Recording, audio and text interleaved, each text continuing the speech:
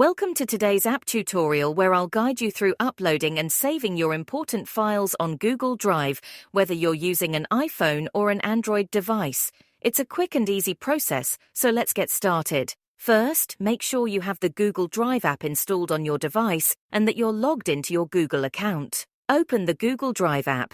Tap the plus icon at the bottom right corner of the screen and select Folder. Create a new folder to organize your uploaded files. To upload files, tap the plus icon again. Choose Upload from the menu options.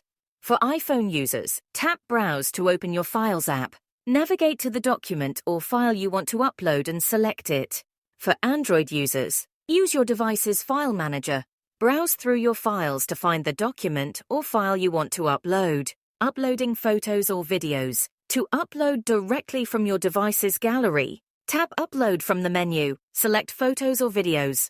Choose the items to upload and tap Upload. Once selected, your files will begin uploading to Google Drive. That's it. You've successfully learned how to save your files to Google Drive using these simple steps.